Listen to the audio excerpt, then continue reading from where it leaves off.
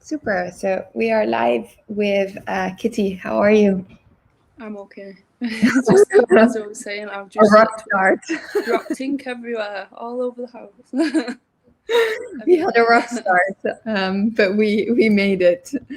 It's super nice to have you. And actually, for once, we're both in the UK. Usually, I'm always speaking to like US based artists, so I'm glad that it's UK. It's UK today. Yeah, Manchester. Yeah. Yeah. So yeah, super. I'd like to maybe like start, by asking you a bit of your like story and just kind of like how you got into like crypto art and how that whole journey started for you. Yeah. So how I got into crypto art and it started. Um, right. So like I was doing art at uni and things like that, and I've always done art since I've done art in every area of my life. Art has been there. It's something my parents always did, so it's just never left me alone. I knew that I was gonna do something in art. I always knew it. Like I just obviously didn't know what, and so with the crypto, I remember I got some crypto with a friend. We decided to jump in together. It was a while ago. That was like in 2017, I think. And we thought, right, let's just do it together. Let's get some ether together.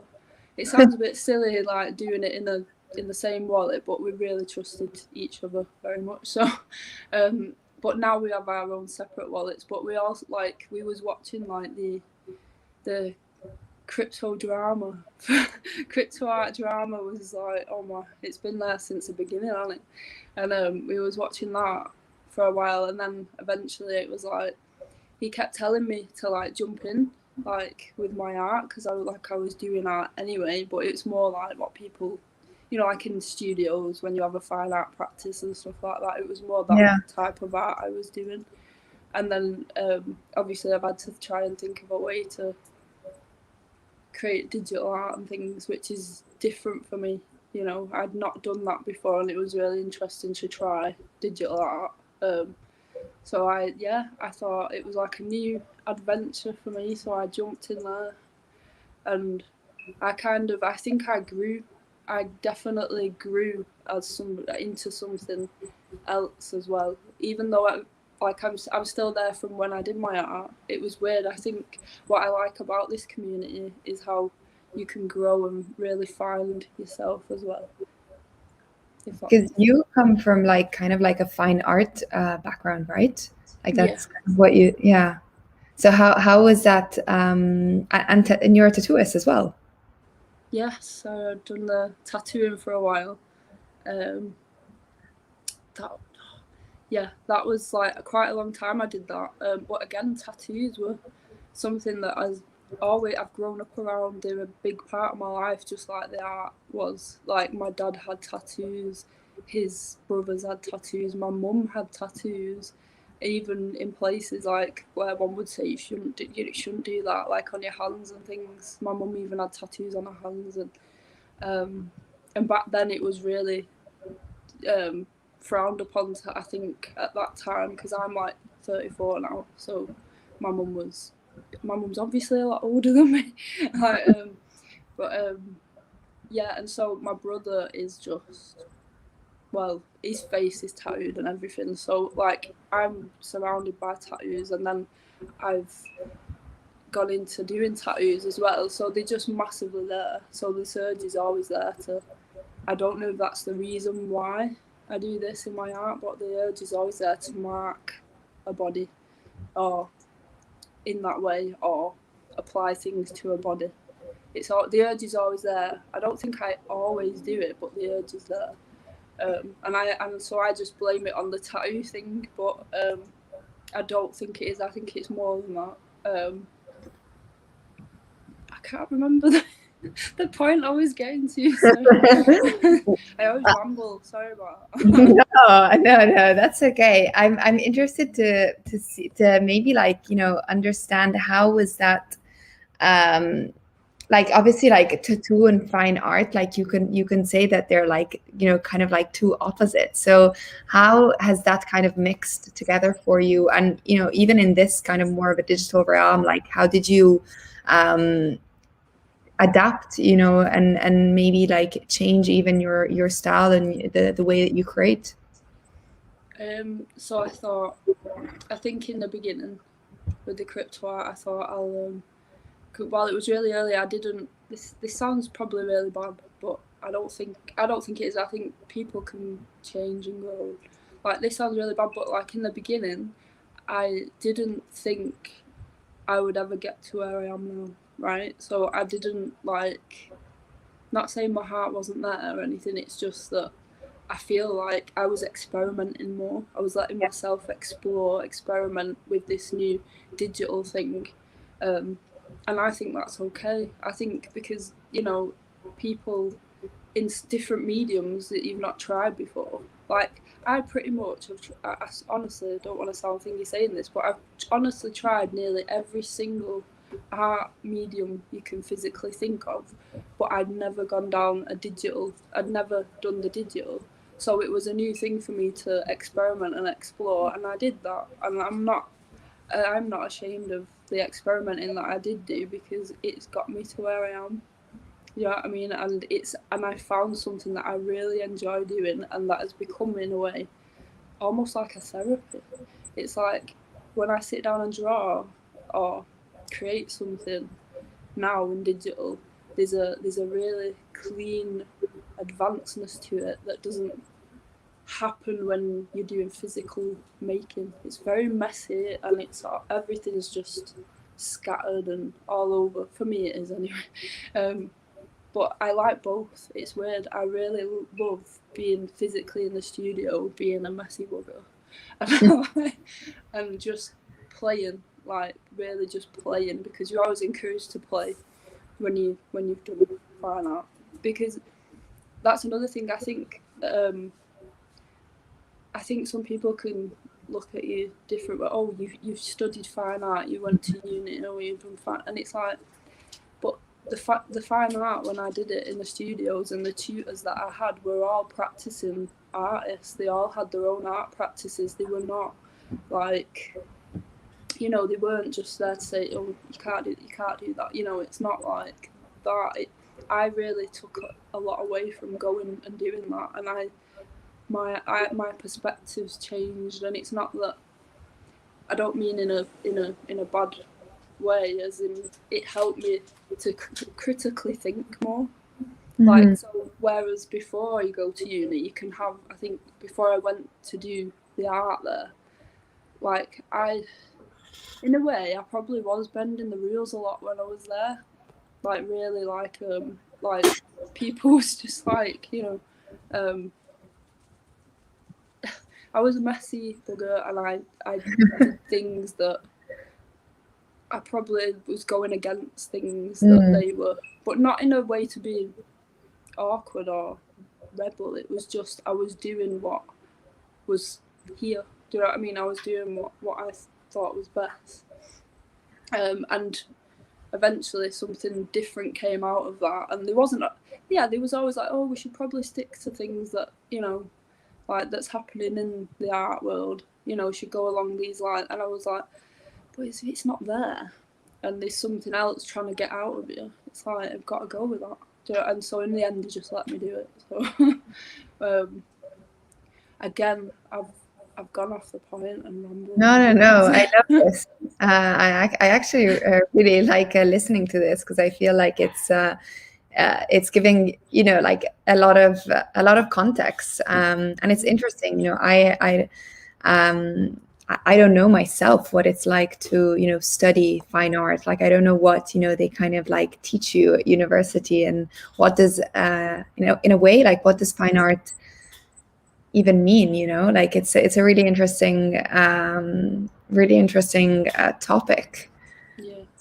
So Like that's something that's always, I think, bothered me, is like I think even people who are in really sunk into fine art, I think they're guilty of it as well. They'll say, oh, we don't do illustration, we don't, and it's like, I think some illustration can be what one calls illustration is like just because you've drawn it digitally and I think sometimes that those they can cross over illustration, fine art. I believe that they can cross over. I don't see why they have to say this is illustration and this is fine art, this is art, this is I like why if it's coming out of someone, it must be important somehow. It's like you see a lot of women since I've done more of the digital art. I've seen a lot of there's a lot of girls, and it always seems to be women. Like I'm not saying that men don't or can't do it at all. It's just I haven't seen really any men doing it from where I've looked. So across the internet, you'll see there's a lot of like illustrators, female illustrators drawing portraits of women or these candy-looking women or these, almost doll-esque women, and they're all illustrated, but one would never class them as fine art, or they will say it's not fine art, that's illustration, it's just drawing a portrait. But is that not something? Because why are all these women drawing these beautiful images of women? Like, is there not a reason why women are doing that? I don't know. It's like, is it not saying something like about beauty and things? Yeah, absolutely. And actually, that's an interesting point. I guess, I mean, I speak for what I've seen, but like I guess like when it comes to like crypto art, like all of these like boxes that maybe are set within the traditional kind of art world of, this is fine art, this is illustration, this is like graphic design, this is motion design, it's 3D, kind of get mixed. Like you don't really have those boxes, right? Like everything is just in this ecosystem. Yeah. Did you find that as well? Yeah, I have really liked that. I've been seeing people who do make illustration selling their work, because like obviously, I mean, it's hard, like you say, like there does seem to be this, it's just a mixture, like a sea of different things, and people are just buying what they're feeling connected to, or what it is they like, or what they feel they want to buy. But I don't think art, whatever it is, if it's graphic design, anything, I just feel we shouldn't be pinning things down and putting them in boxes, because it's coming out of someone, unless they have this, unless I guess they feel that, well, I like it to be in this, and maybe if you're working to a certain standard and a script of something within that, maybe it is just that, I don't know. But I don't think we should. Yeah, and you were saying that you kind of like transitioned from the way that you create like in like digital art. How did that transition happen, and like how is your creation process now that maybe is different than what it was before? What, in my physical or Yeah. in my physical? Yeah. So I was due back to the studios, but with COVID and everything, they had to like take a year out, and it's getting into there's another year now where I'm not going back, but I am still working on that because I haven't got a proper studio at the minute. But I'm still working on it, and weirdly, because of it, what's really strange is with lockdown, it's kind of forced my practice to actually become, my physical practice to actually become more digital, which is weird because like I'm trying to hold on to it as well. And so I'm thinking, right, okay, how could I maybe merge it into the crypto art digital side as well? Because I feel I should, because the themes are they're both there in the crypto art and the physical, in the digital, the digital art. All the themes are the same. So I've been thinking, how can I tie these, cross them over? And it sounds awful, but like this, in a way, I'm not glad at all, but like the lockdown and things has kind of pushed me to think differently about my physical work and what I do with that. And so now there is something digital happening because of that, and it's something that they were like things that I was doing when I had like a studio and I was doing the fine art, like you call it. So things like film, performance and things, and prosthetic stuff. I don't know if you've ever seen Rachel McLean. Have you heard of Rachel McLean?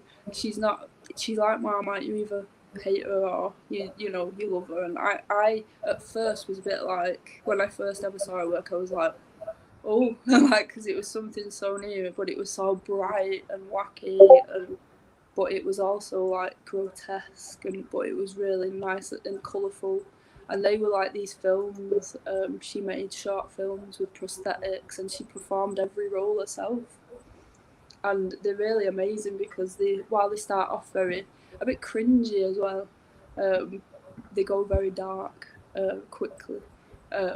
So I really love her work, and she's always really inspired me. And so with this digital art, I'm trying to keep feeding the things I was making with film and things like that, and trying to merge it into the crypto art and the.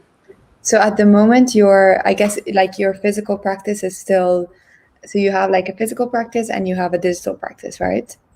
Yeah, I'd say they're still a little bit apart, yeah, but I can see that they are about to merge, if that makes sense. So Yeah. like they haven't yet, but there's a project. I've really not spoke about this project that I'm working on, and it's a big project, but it's more to do with something I would have made in my fine art practice, but it definitely bridges and closes the gap between my digital crypto art and my physical fine art practice, but it's not going to be here for a while, if that makes sense. Because it's That's big. interesting. And were you, so before, let's say, before like crypto art and your interest into crypto art, were you doing any digital practice at all? Or was like crypto art your, let's say, inception into like digital art? Well, this is what I mean. I was like messing with things, like I was on the computer and doing things inside things like Photoshop and stuff like that. I was like messing with images and things like that in my practice, and then printing them on things and doing it, and then trying to mess with things like projectors and all sorts of things. But I wasn't. Oh, and I did, like I said, I was making things like films and audio and things like that. But I like that were digital based things. But I wasn't like I was not like drawing on like the way I am now. It's like I've always drawn, like, so I've always drawn really big, big drawings, like really big drawings or paintings. I'd always made them like with animals and things like that. I'd always did like so that was the only thing probably that was closest to what I do in the digital. It just kind of transferred over, if that makes sense. Yeah. So yeah, it's weird. So if I was doing anything like what I'm doing now, it would have been when I was making physical drawings. That's interesting. And is there anything, I guess, that you've kind of started doing in your practice that you weren't doing before, since, kind of working more in the digital art realm? Sorry. Like, Repeat. has there been anything that you kind of added to your practice, like to the way that you create, and that is, I guess, like native to like the digital side of art? Oh right. So have I added anything to the physical one from? Yeah. Yeah. So yeah, the some of the things that have been happening weirdly, it's really strange, but like through messing with the digital art and the drawing side of that, I think it's shown me some other things that I wasn't picking up on in the physical, and it's again led me to try and close the gap. So there is certain themes or things that keep a think appearing in the digital art that I now want to bring over to the physical. Like, it's really hard to explain, like, but that's how I feel I'm going to close the gap as well. Like I think if anything, doing the digital art has made what I was exploring in my physical practice a lot clearer. But then again, one might say, well, maybe that's just development. Maybe that's just you've gone through that and now maybe it's just all part of it. Maybe they're not separate. Maybe they are all just one big practice. Yeah, absolutely. I mean, maybe like as it's kind of like merging more and more to just become, a whole like single practice. That's interesting.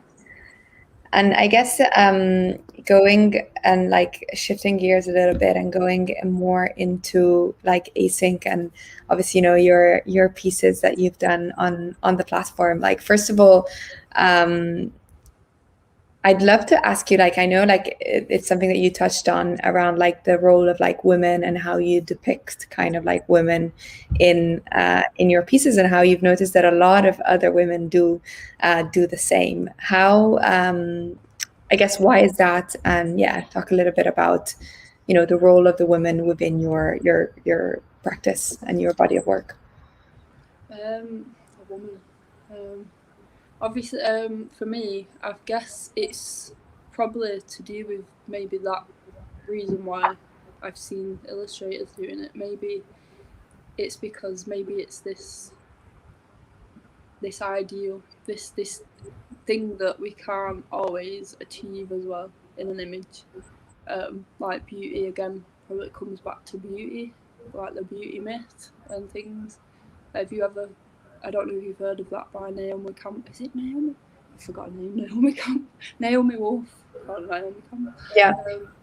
Yeah, and so like I think it comes back to some of it comes back to that, and taking inspiration. I wanted to show you this actually, so that people can see. But I don't think me weird now, but like I collect like dolls. Like you probably recognise these dolls. Yeah. I collect a lot of dolls, and I wanted to show you these. This one's actually called Kitty, by the way. So, Love it. So yeah, I do I collect a lot of like pop culture type toys and dolls and things that just anything really, to try and not bring into my work like that, but as like a base, like for a base reference, because I think that's important as well, like what it is we're consuming as well as what girls are consuming. So with this, yeah, so I thought more about this piece after I made it, in that she feels a bit like something like this. So like you can dress up a doll, and you can change things on a doll, and they're always really pretty, really colourful, and so like it's like this idea that a doll's this posable, controllable thing. I found that really interesting. Yeah, so you can change things about it, but also like going back to the beauty myth, it's this like with women, like creating these women that obviously, well, I'm not going to say they look ugly or anything, because they don't, I don't think. Like,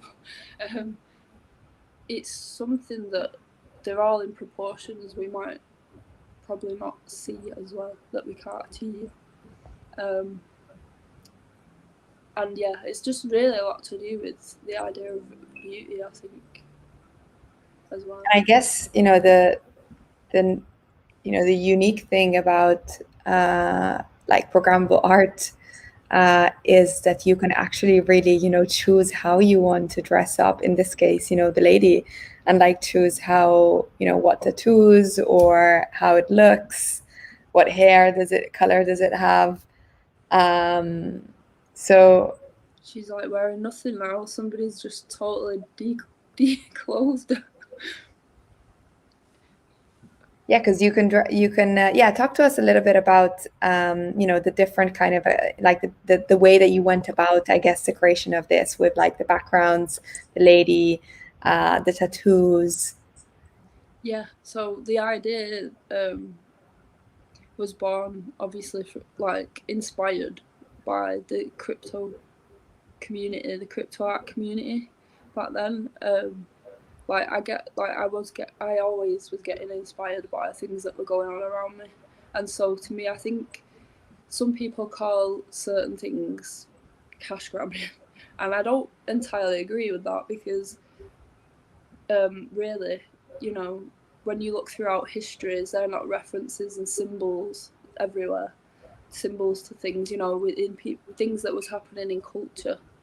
Um, you know, so like when you look at like what's going on, like taking symbols and their meanings and the culture of crypto and exploring it, I think is important because we're in a well then we was in a we're still in a time where this is something that's not really been happening ever before.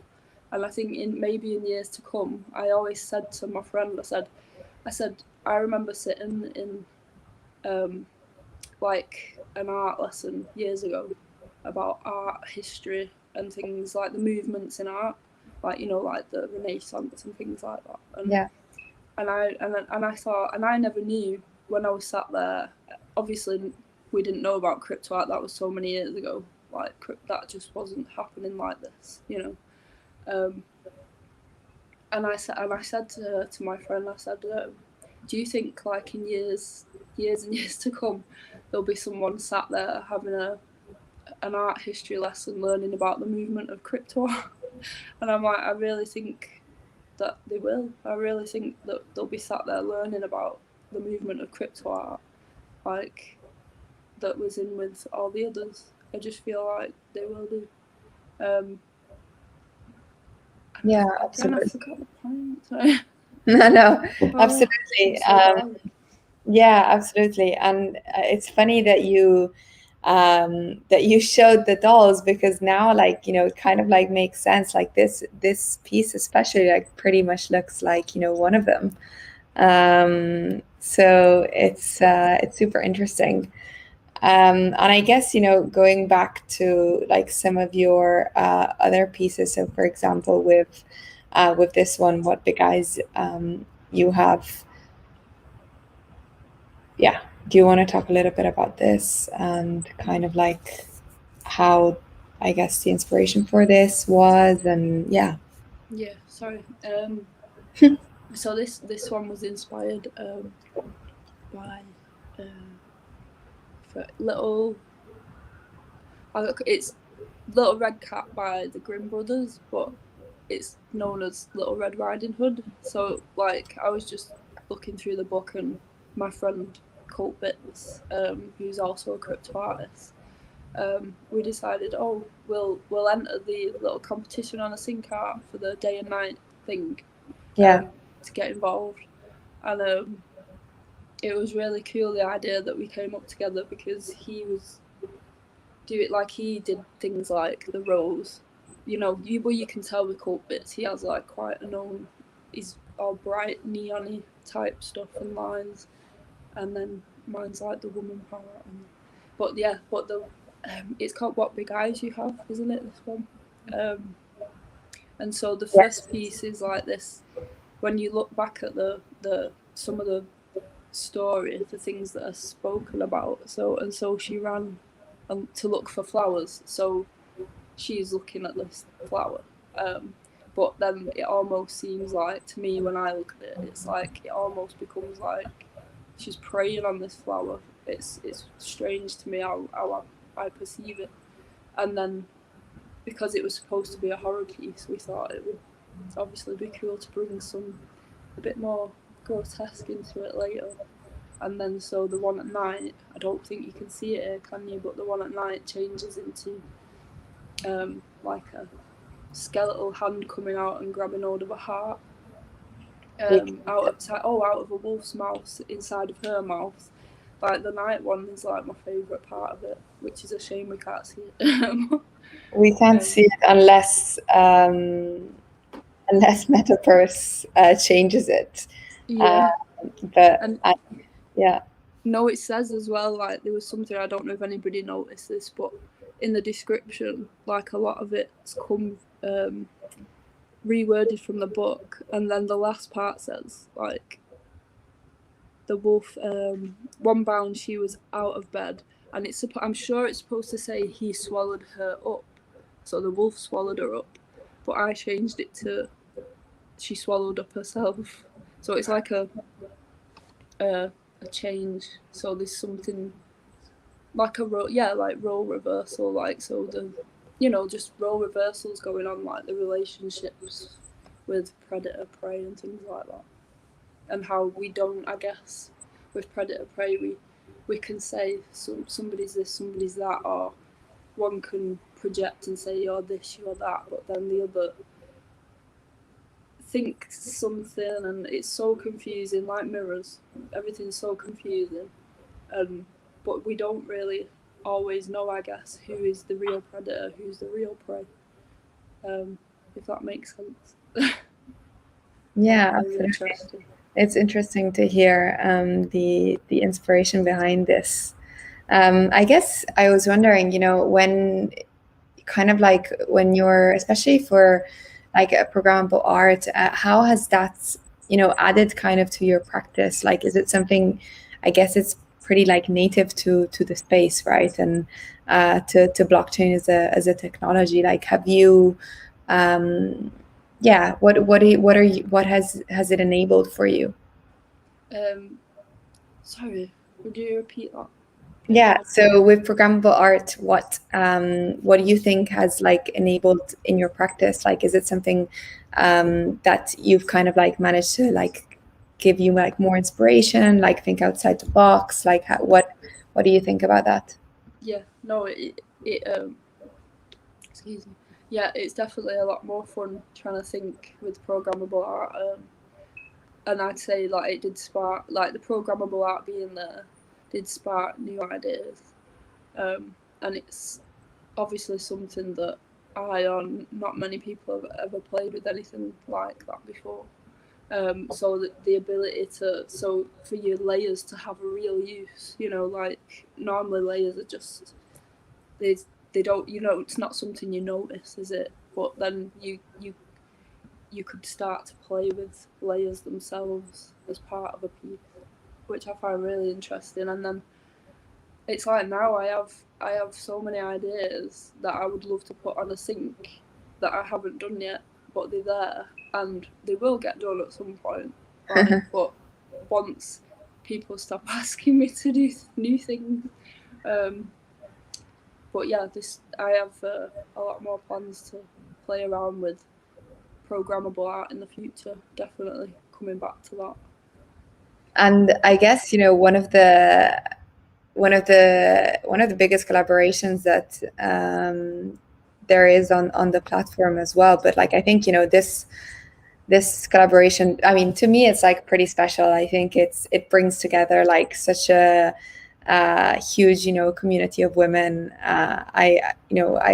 We chatted about this like earlier when the bid was actually happening, and it's such a special piece. So maybe we can touch on it, and also on your collaboration to this. Yeah.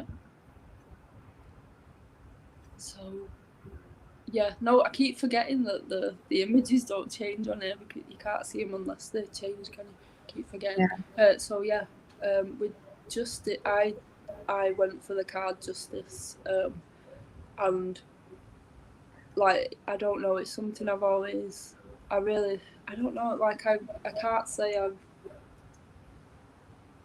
It's hard to really always know why. I think why I always go for that thing, but it's something in themes I've noticed, things that I like, even in games or whatever. Like I'm always drawn to things to do with justice, and I don't always entirely know why.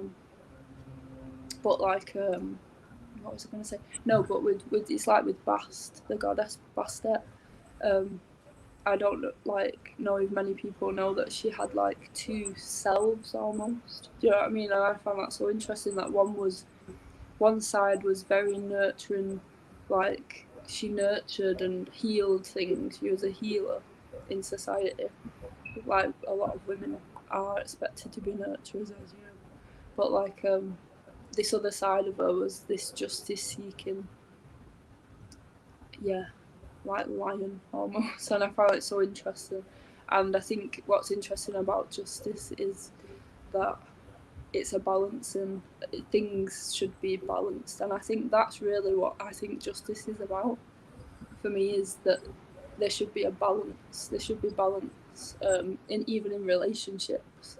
I think that's what it comes down to for me, is that I think personally I've never I've not it's I think I've had a couple of relationships where they've not been very balanced or reciprocal, and I've ended up doing a lot for people, and bad things end up happening. And it's like, I don't know. And so maybe that's why I think I go for the justice, because it's like when something's just over and you just feel, I don't know if the word's used, I don't know, but and you think, well, you know what, karma's a bit, whatever. And so hopefully that justice, karma can balance things the way they should be. Not that I'd ever want to harm anyone like that or anything. It's just, I think things should be like balanced and reciprocal. And if you don't have somebody who's willing to be balanced and in a relationship, then is it really a relationship? If it's not balanced. Yeah, absolutely. I think it's super interesting to hear like all of these stories. I guess my maybe my final question would actually be, what is like next for you in the space, especially now that it's kind of grown and become much bigger, and also much more normalized in a way. Like crypto art is is not some sort of like mystic space anymore. So what are you thinking, and what's next for you? So I am working on like my own little project with a team that's obviously ties a lot of my themes together. So that's really cool, but it's gonna take a while. But I'm really excited for it. And I'm just happy to be able to share as much as I can. Really, I don't know where things are going or how we'll end up, or like, because there's a lot of us now. There's a lot of like artists, isn't there? Now there's a lot going on. Like, it's not like it was when there was like a few hundred of us just there, like we was in a room almost. I don't know. It's weird. Like we was in a little hall. Everybody heard everyone type thing. But yeah, no. What's next for me? I'm just gonna keep pushing with what I make. I'm gonna keep putting out what I make, no matter what happens. And I'll probably start doing some new things as well. Like, I'm really interested, I think, in getting some physical elements in, some more physical elements in what I'm doing. But I think weirdly, so yeah, I do plan to come back to Async. I do have a project for that, but obviously it's going to take me a while. It's already thought about the project for Async. There's things I want to do on Known Origin. There's loads of things. There's weirdly two drops coming up on Nifty Gateway. There's I want to do so many things, but it's just my energy doesn't want, like, my brain like is just like, oh, I'd love to just like I really want to like move over to like with the Tezos, with all this environmental talk stuff going on, I really would like to do some bits on there. Really, I would like to do some cheaper things on there, but then I don't want my collectors thinking we'll go doing cheap things on here. Do you know what I mean? If that makes sense. So yeah, I don't want to devalue anyone or anything, you know. So I don't want to. I need to be careful, I think, about what I do. Sorry, rambling. No, no, I love it. Well, I think there's it was super nice to chat and to know about your story, and also like all of the creative process that you go through, your inspiration and. I'm sorry I couldn't be more thorough. Sometimes, like on days like this, you'll catch me and my head's just. It takes my head about an hour to actually start to unravel, and then sometimes Absolutely. I've just got a cloud in my head sometimes. So I'm sorry I couldn't be more thorough, but it was really nice talking to you. And yeah, it was awesome. It was awesome. So thank you so much, Kitty. Thank you so much. Cheers. Bye.